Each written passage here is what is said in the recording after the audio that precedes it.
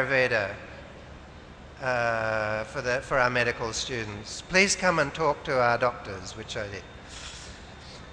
Then there's Ayurveda in spa management courses and Ayurveda to the public. And this is a point that I think, again, we're missing in Ayurveda.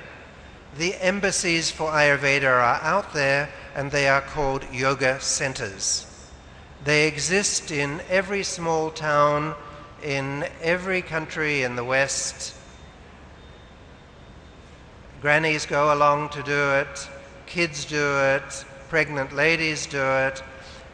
Yoga is India's greatest traditional brand around the world.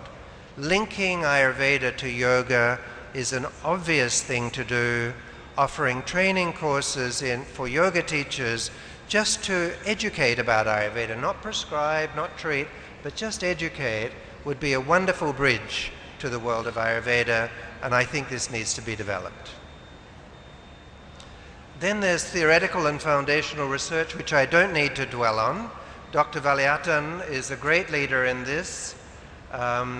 His protege and brilliant researcher, Professor Bhushan Patwardhan, has been doing research on the genetic basis of the Tridosha theory.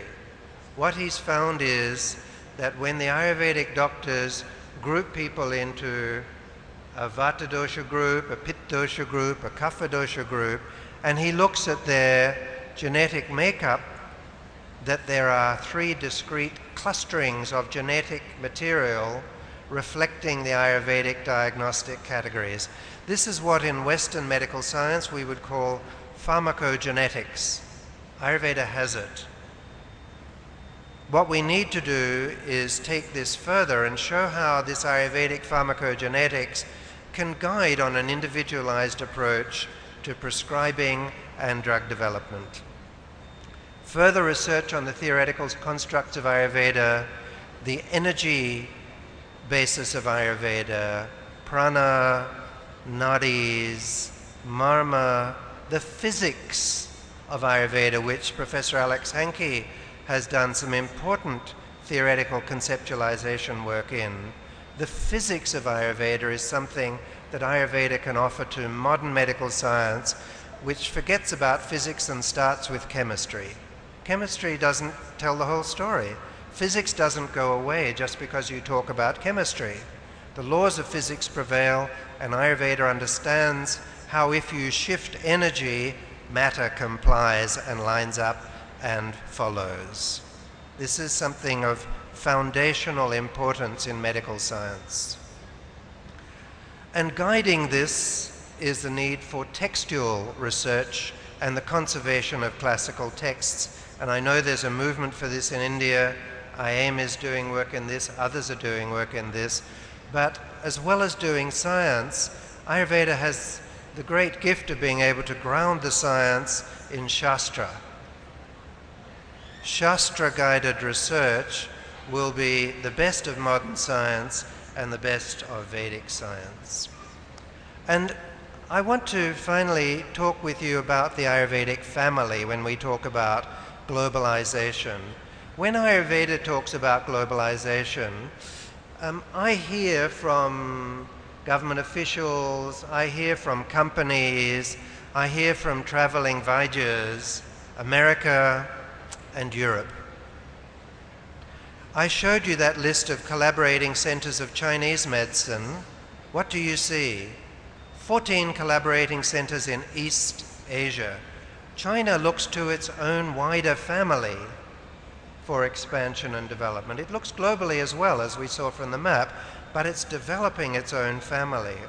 A diaspora, do you know that word? It comes from the Greek, which means a scattering of seeds. Now you can scatter stones and they lie on the ground. If you scatter seeds, they grow.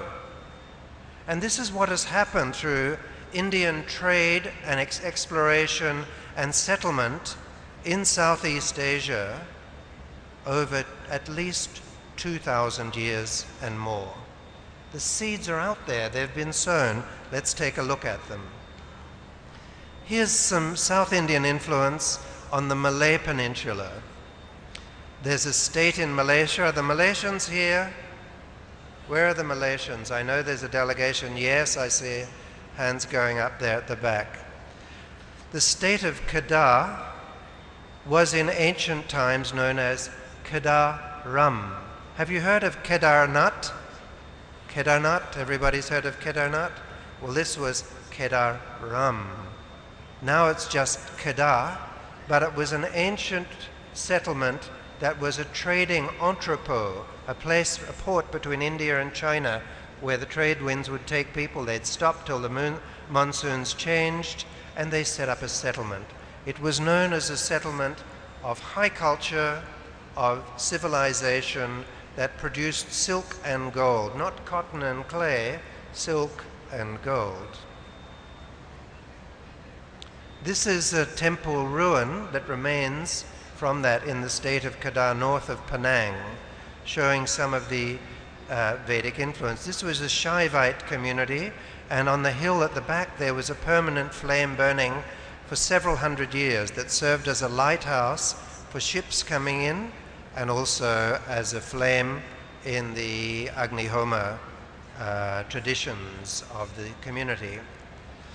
I don't have to tell many of you what this is. This is the yoni for a Shiva Ling in that temple foundation that I showed you, and there's the Shiva Ling in the museum in Kedah that was set up by the Sultan, the Malay Sultan of Kedah, whose ancestors were these Hindu-Buddhist Rajas of Kedah, and he's proud of his ancestry and has set up this museum.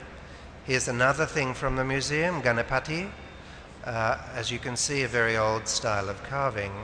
And here's some of the Buddhist influence, Gandharan style carving and seals. And here are some of the students from local college who are recording their early history, and it's part of their education. They're proud of their heritage. But in the hills in the background you can see there's dense vegetation, and the local forestry research unit has found this is unique vegetation. It's different to the vegetation of Kedah. Why? There was a settlement there. Settlers took plants. What plants did they take? They took food crops and they took medicinal crops because they needed medicines. There's a research opportunity here. It's not a randomized control clinical trial. It's archaeobotany. It's looking at the ancient plants that are still surviving that would have been planted as medicinal gardens by these early settlers up to 2 millennia ago as evidence for an Ayurvedic influence and presence. Here's another plug. This is a book my colleagues and I published last year in Malaysia on Malaysian health traditions, the traditions of Ramuan of Malaysia, which was launched by the Queen of Malaysia in July of last year. In Indonesia, there was a similar influence. Borobudur was a great Buddhist center. That's Borobudur in Indonesia, the largest Buddhist center in the world. My time is out and my talk is just about up too.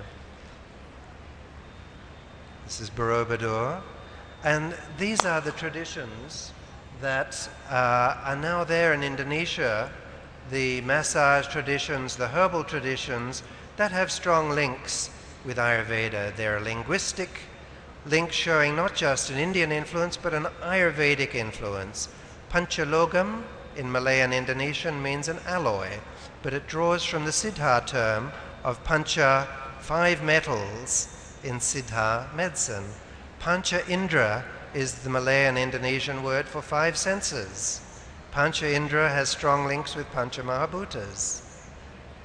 Nadi in the Malay dictionary is the word for pulse.